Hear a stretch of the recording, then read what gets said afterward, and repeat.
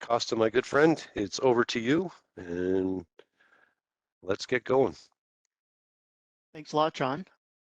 And thanks everyone for being here. I'm going to try to keep this light and airy. I mean, sometimes when I present on topics like cyber resiliency, we do the whole scare tactic thing. The world is going to come to an end and everything. We want to keep this kind of light and fresh. But we do kind of want to remind people why cyber resiliency is important and kind of the 6 best practices that we like to see our customers implement. But just, I mean, not a day goes by where we don't see something in the headlines about some type of cyber threat or attack that's going out there. And you know, one of the couple of the staggering stats I'm gonna bring up here with you guys. You know, the average time it takes to recover from a ransomware attack or some type of cyber attack is 23 days, right? Um, you know, that number obviously varies depending on who you're talking to, but that's the average number that we're seeing kind of in North America. That's a staggering number if you stop and think about it for a second. Can my business survive if it takes me 23 days to respond and recover to a cyber attack?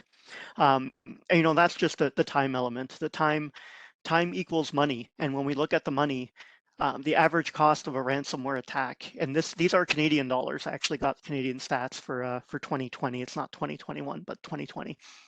$4.6 million is the cost of the average cost of a cyber attack or a cyber breach. So those two statistics are the two scary things that I kind of want to bring up today.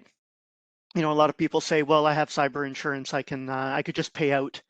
You know, and 83% of victims do pay their attackers. Crazy stat, people that pay their attackers end up getting less than half their data back because it's not like we're working with, you know, trustworthy sources here when we're talking about cyber threats and attacks. And there's obviously other trickle down effects that happen when you have a breach, right? So, you know, your brand is damaged, potential lawsuits from clients, suppliers, higher borrowing costs from lenders. So, you know, today is just about talking about best practices for cyber resilience and data resilience. There's going to be 6 things. Guess what? A lot of these things I'm sure you guys are already doing, right? So when we start talking about best practices, the first thing you want to talk about is how do I ensure my applications in the environment and the security admin security credentials are all up to snuff, right? And most of you are already doing this today. Ensure that the roles and responsibilities are correct for the application and for the user, right? Not everybody's allowed to get admin rights. They shouldn't be. You shouldn't be logging into your devices as super user or root. Should have a way to track and this kind of stuff. And what we've seen in the last couple of years is a huge push to things like multi-factor authentication, right? Or dual factor authentication. As a user, I know it's really annoying because every time I want to log into something internal at IBM, I have to make sure my phone's around and you know, authenticate on that as well. But it's a quick and easy way to keep guys out, right? The other thing I see a lot of are people that, you know, we love LDAP, we love Active Directory. It's great to have single sign-on and things like that.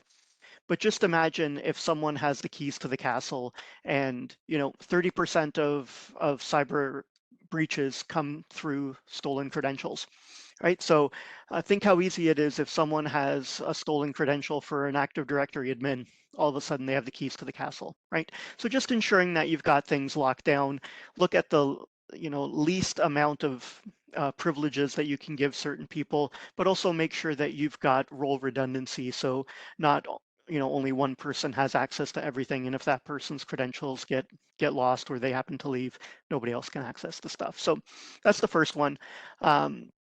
Identify and monitor is kind of the second one. Understand kind of what you have. If you don't have tools that can actually go out and monitor and detect potential breaches, then you kind of don't know what's happening and what's going on. So having tools like an XDR system, some type of SIM or threat detection software, but not only just having it, but tweaking it so that you're not constantly bombarded with tons of false positive data that you're sitting there. You have a whole staff team dedicated to just trying to figure out whether these alerts are real or not, right? So there has to be something that's AI based for anomaly detection. Encryption's been around forever.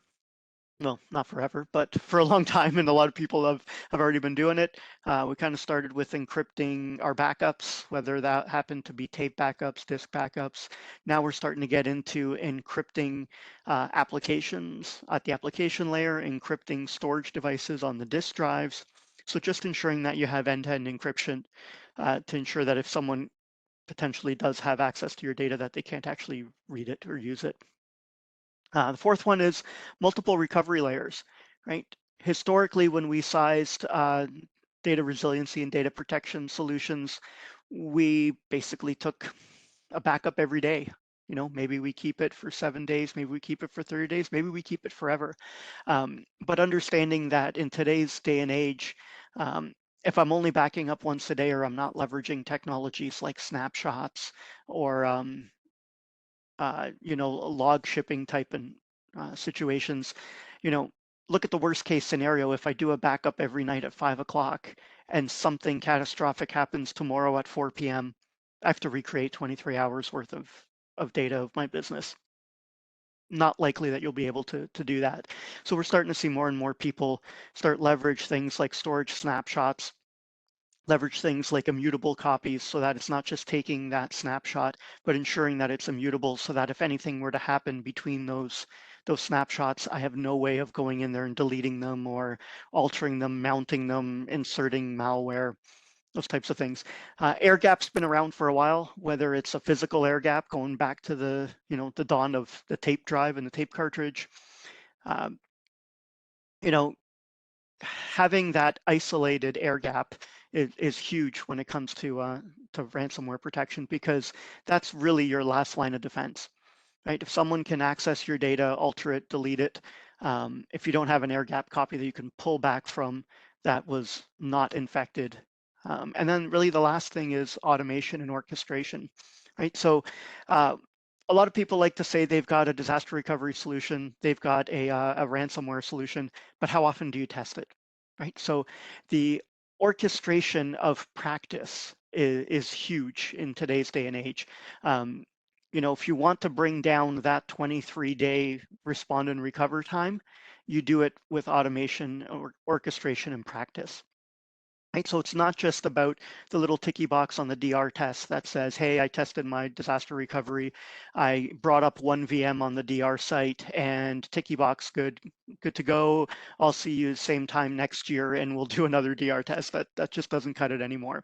So having some form of a clean room where you can go in and proactively test backups, run forensic analysis tools on them, and then automate that process and orchestrate it so that it's a recurring theme so that you don't have to sit there and reinvent the wheel every time you do it.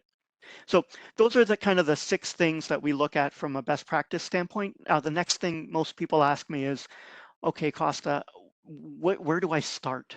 What should I start with? And what we kind of look at is a good, better, and best approach. So of those six things, what should be kind of the minimum requirement? And you're probably already doing minimum requirement, to be honest. So you're probably already doing administrative security, right?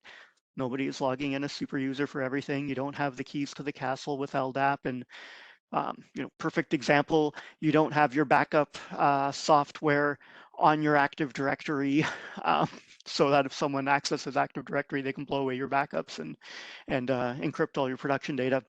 So administrative security, you probably already have. Encryption of some form, you probably already have. And an air gap form of isolation for your backups, you probably already have. So that's great. You're already halfway there, right? So then if we look at kind of that's the good. The better solution is kind of looking at the multiple layers of recovery, right? And then the identify and monitor piece. So if I can have some type of anomaly detection software that can tell me, hey, are people trying to log in after hours? Is someone, trying to do a denial of service attack? Some way of trying to filter out what's going on from the outside in really helps. So that's kind of the second layer. And then the multiple recovery layers. Everyone's capable of doing a backup every day, but the technologies are out there to be able to do multiple recovery layers. So what if I were to take that crown jewel of my company, whatever that mission critical or sets of mission critical applications that keep the lights on type workload, and say, how about instead of backing it up once a day, I back it up 4 times a day, 6 times a day, 8 times a day?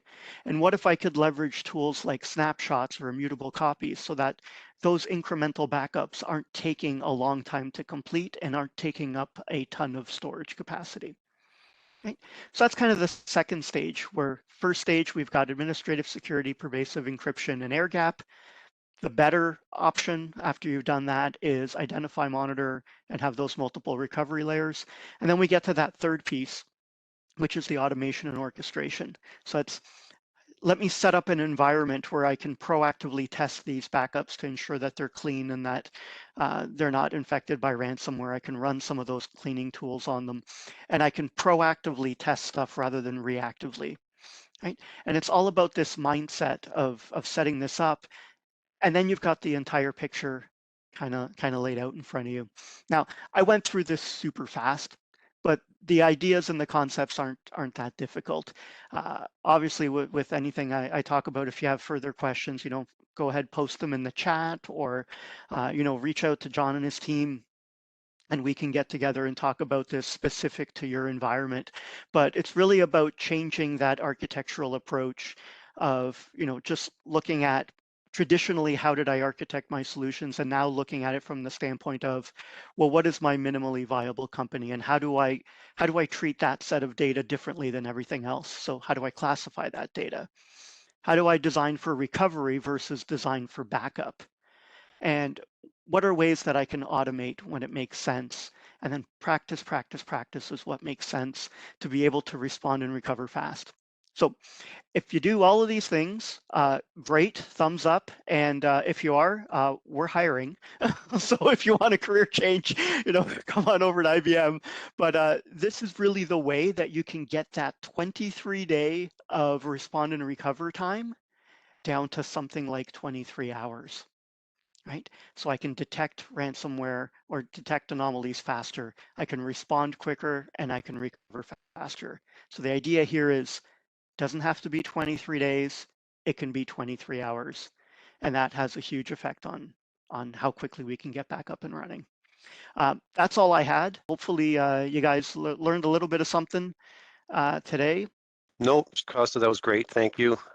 You're always a pillar in our business, and we appreciate it. You bring a lot of knowledge and experience to it. I always chuckle, we run into some IT people along the way, and none of which are on this call, but we run into some that always think they know more, and they often live in a microcosm of their own data center, and they don't often leverage the experience that someone like you brings to the table. When you see, they see 1, you see 20, you see 200, right? Yeah. And it sometimes boggles my mind that they don't leverage that knowledge and experience. But here's to cyber resilience and people listening and making a positive change. We ran into another customer. It's just become our customer, so it's not our fault. But they got nailed just recently, and I still don't think they've recovered. Yeah. And that was 2 months ago. So you hear about it, and I don't know what kind of statistic there might be around that, but how many happen compared to the ones that we actually hear about? It's crazy to think. The latest stat was a cyber event happens every 11 seconds. Like, that's crazy. Now that's a worldwide number. Every 11 seconds. And, some industries are going to start to be mandated to disclose when they've been breached. I think Yep. financial services, government, that kind of thing. But Yep. yeah, there's you don't have to disclose it. So who knows? Who knows Yeah. what the number is? Yeah, it's crazy. But thank you very much. Okay. I think you're good.